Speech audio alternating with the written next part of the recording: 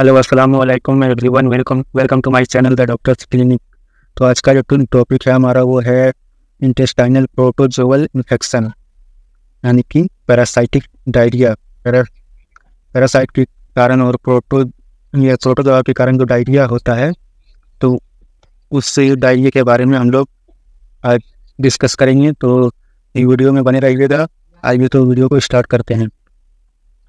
The most important intestinal protozoal infection are amoebiasis, जिसमें जो protozoa का जो मोस्ट कॉमन इन्फेक्शन है वो अमीबा के कारण होता है। तो जो इसमें कॉमन अमीबा है उसमें है एंट अमीबा, हिस्टोलाइटिका, गार्डियासिस, क्रिप्टोस्पोरिडाइसिस और साइक्लोस्पोरियासिस, ये सब कुछ, एंड आइसोपोरियासिस, ये सब कुछ कॉमन प्रोटोजोआ है जो ये डायरिया करा सकता है। और उसके बाद आगे देखते हैं हम लोग। फिर intestinal protozoa are transmitted by the faecal oral route, यानी कि एक का फीकल दूसरे का ओरल, इस तरह से ये ट्रांसफ़र होता है। सॉइल्ड हैंड से इंजेक्शन ऑफ फूड और वाटर कंटामिनेटेड विथ फीसेस, तो जो फीसेस होता है उससे अगर हाथ में टच हुआ है किसी को, अगर वो ठीक से धोया नहीं और कुछ खा लिया, तो उसमें जो प्रोटोजोआ रहता है तो उस तरह से ये दूसरे में भी फैलता है। एंड में cause both individual cases of diarrhoea and epidemic diarrhoea outbreaks. उसके बाद हम लोग देख लेते हैं इसका क्लिनिकल फीचर क्या होगा, वो हम लोग देख लेते हैं। Amoebiasis gives rise to bloody diarrhoea, amoebiasis के कारण ब्लडी डायरिया हो सकता है। खून, डायरिया के साथ उसमें बीमारी में खून आएगा, तो ये हो सकता है। उसके बाद क्लिनिकल प्रेजेंटेशन ऑफ गार्डियासिस,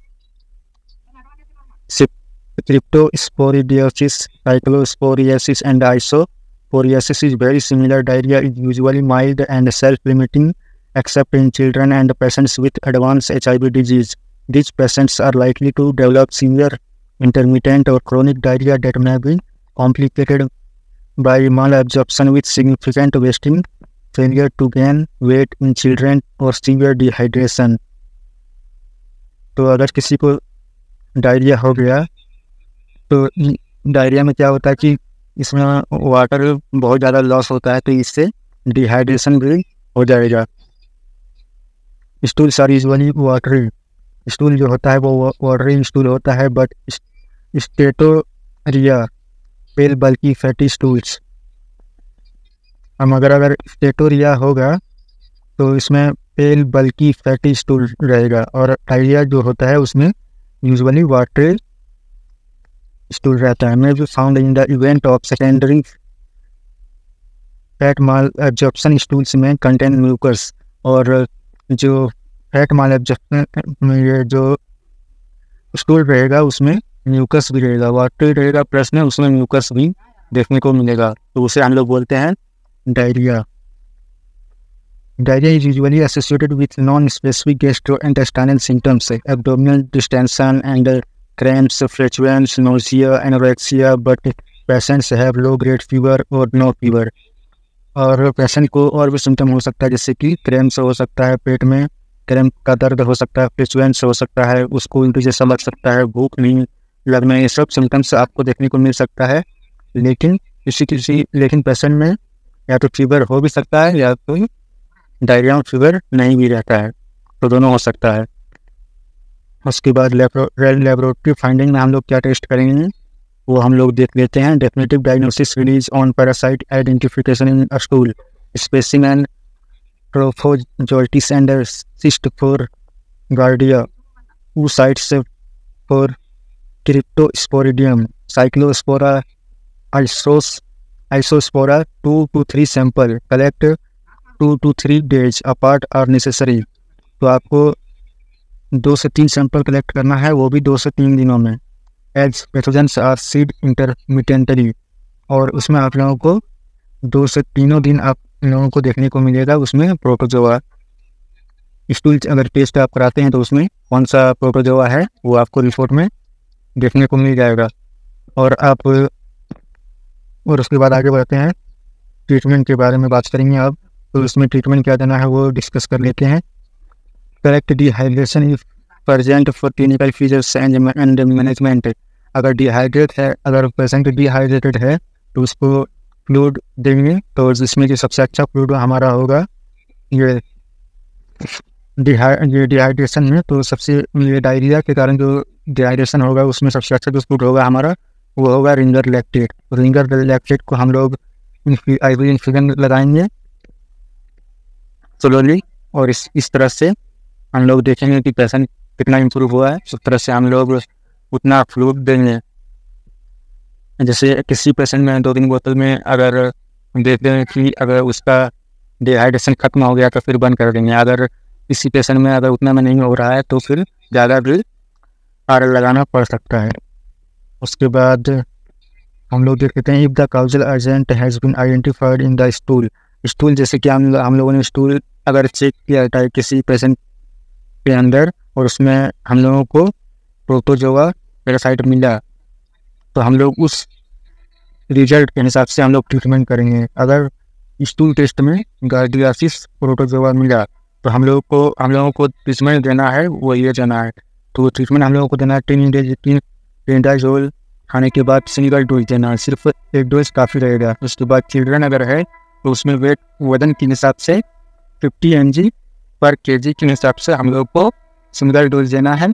उसके बाद अडल्ट में 2 ग्राम मैक्स डोज है।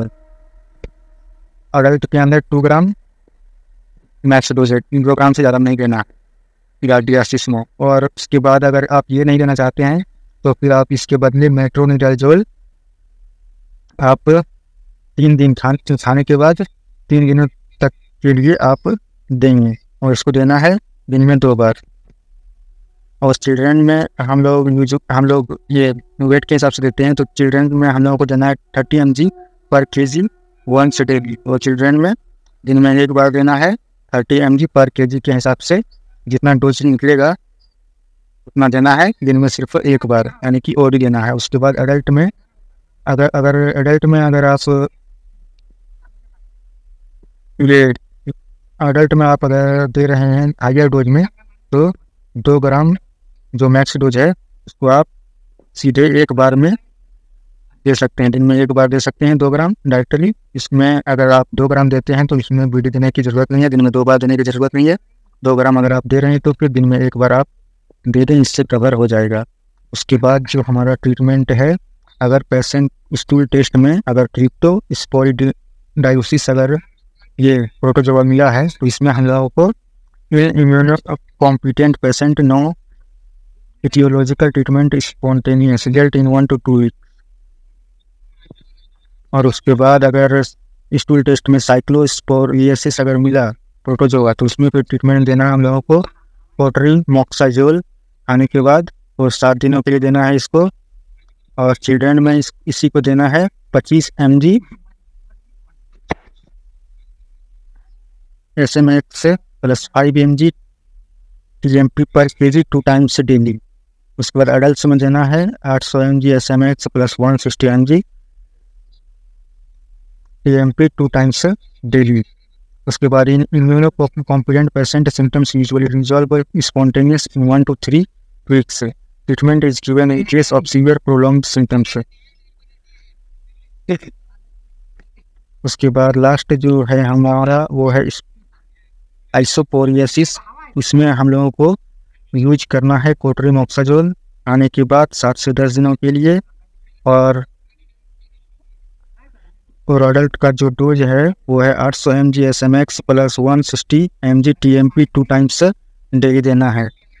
और उसके बाद immuno competent patient symptoms usually resolve spontaneous in 2 to 3 weeks में ये ऑटोमेटिक रिजॉल्व हो जाएगा। वीक्स से treatment is given in case of severe prolonged symptoms. आप अगर सिम्टम नहीं जा रहा है तो आप इसको थोड़ा लंबा ट्रीट कर सकते हैं इस मेडिसिन के साथ। तो आज का जो केस था हमारा वो था प्रोटोजोअल डायरिया के बारे में। तो मैं उम्मीद करता हूँ कि आप लोगों को मैं ठीक से समझा पाया हूँ इस वीडियो में। और अगर आप लोगों को कुछ पूछना है तो कमेंट बॉक्स में पूछ सकते हैं इससे रिलेटेड। और वीडियो अगर अच्छा लगा हो तो चैनल को सब्सक्राइब जरूर कीजिएगा और वीडियो को लाइक जरूर कीजिएगा। मिलेंगे नेक्स्ट वीडियो में। खुदा हाफिज़ एवरीवन।